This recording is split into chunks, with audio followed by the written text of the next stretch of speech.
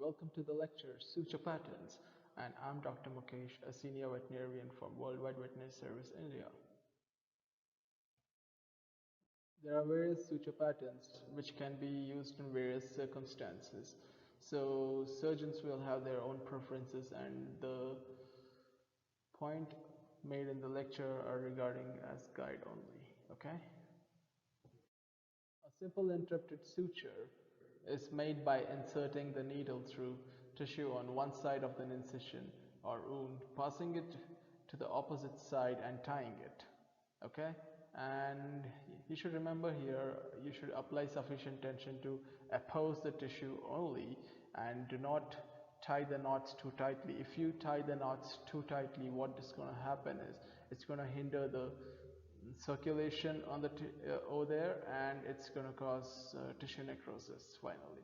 So make sure that you don't tie it too tightly, um, and also leave the ends long enough to facilitate its removal.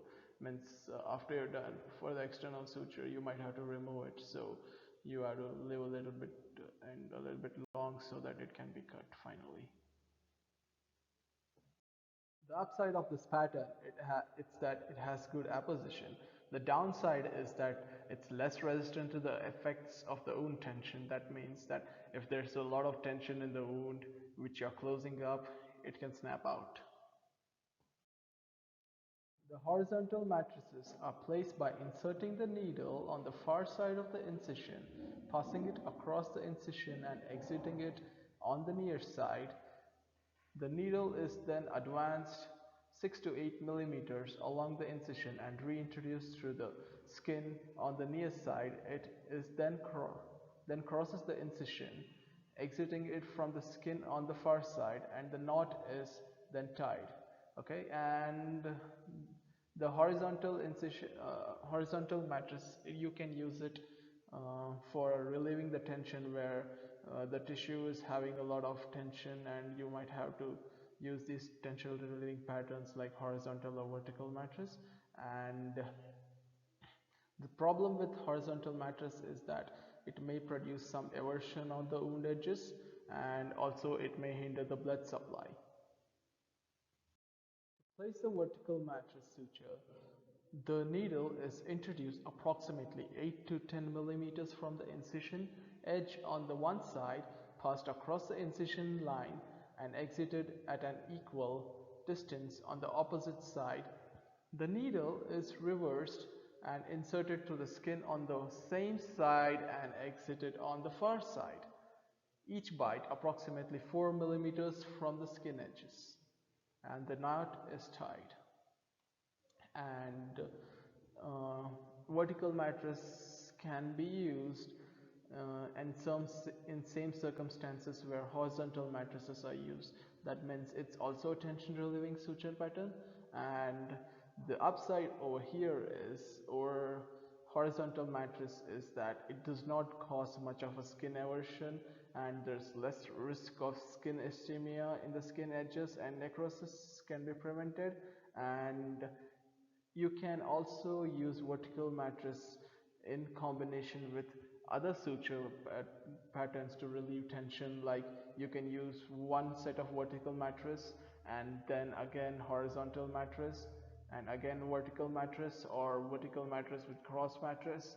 It's just your choice to relieve the tension.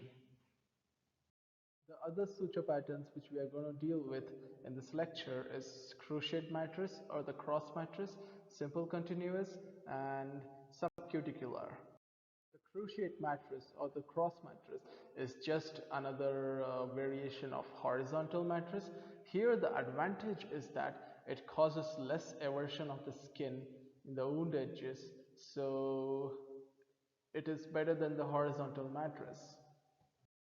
Simple continuous suture pattern is the easiest suture pattern, and it is a very fast method to close your wound. And if you're using simple continuous on the muscle, remember that you should include the fascia when using the abdomen, using it on the abdomen. And it is a very efficient method of sealing the abdomen, and safe to use when knots done properly, and quality suture materials are being used like PDS or PGA.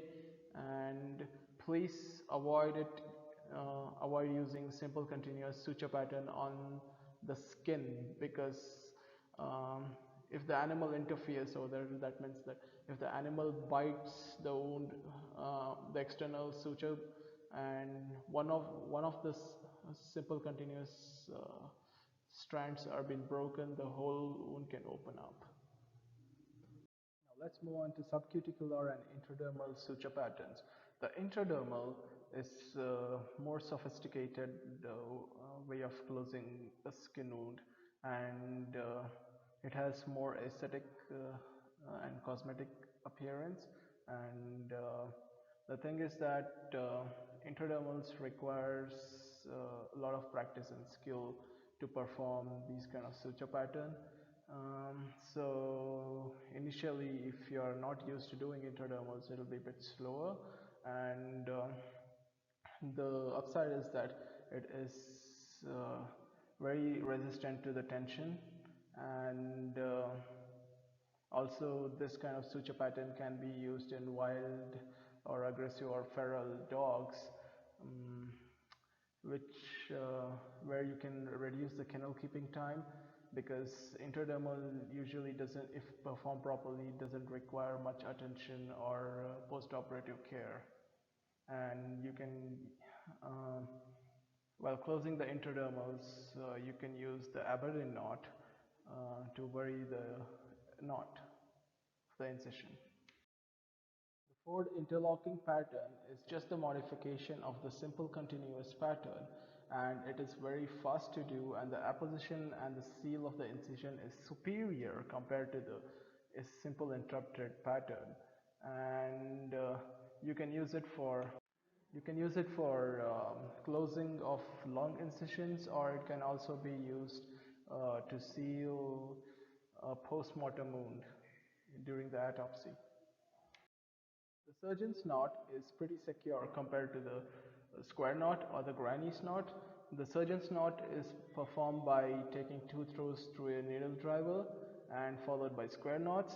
You should remember to tighten the throws gently so as to oppose the wound edges only, and you should avoid the tissue crushing. And following surgery, there will be a degree of swelling, so make sure it doesn't get too tightened up so that it doesn't necrose the tissue. So following the wound closure, there will be inflammation of the wound. So if your knot is too tight, it will hinder the blood flow, subsequently causing tissue necrosis. It can cause irritation and pain, leading to self-mutilation too. It will also be difficult to remove the external suture. So when you're ligating the artery, vein, or the pedicle of the ovary per se, um, you can use various suture materials for ligating these things. For example, in case of pedicle of the ovary, in our ABC centers we use the catgut for ligating.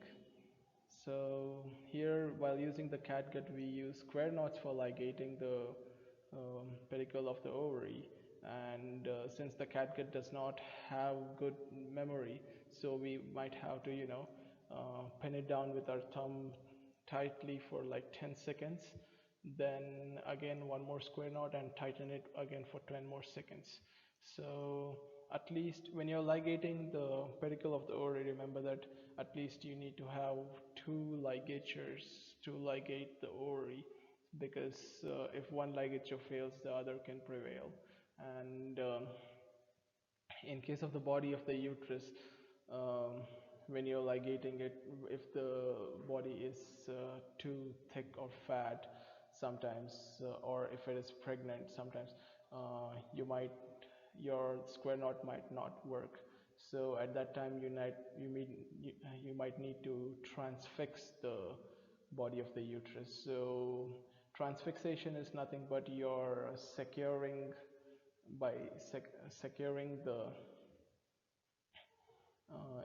your knot by going through the body of the uterus and then taking square knot similarly. In this figure you can see how the transfixation is being done. So let's move on to Halstead's principles of surgery. So Halstead principles was put forward by William S. Halstead of Johns Hopkins University in 1890, and it's been more than 100 years since this principles were put up, but they are still relevant to the modern times. So here he says about you need to handle the tissue gently while doing surgery, and to make sure that there's no damage to the tissue. If there's rough handling, there will be damage to the tissue subsequently. So make sure that your tissue handling is very gentle, and achieve meticulous hemostasis. Make sure that you're not, well, you're performing a hemostasis um, like like ligating the arteries or something. It is done properly, and preserve vascularity, um, and ensure strict asepsis. Strict asepsis is really important. Even though you might be giving preoperative antibiotic, there is still chance that there can be infections. So make sure that your asepsis is maintained very strictly, and close the wound without tension. So the body of the dog or cat or any animal per se is having its tension lines. So make sure when you're closing a wound, you're parallel to the tension line and not opposite to the tension line, and achieve good approximation of the tissue and avoid dead space. Avoiding dead space is really important. So when you're closing a wound, make sure that you close the subcut too before you closing the wound, and do not leave any dead space, otherwise it will cause seroma and it will just swell up over there. And thank you for being patient through the lecture. See you.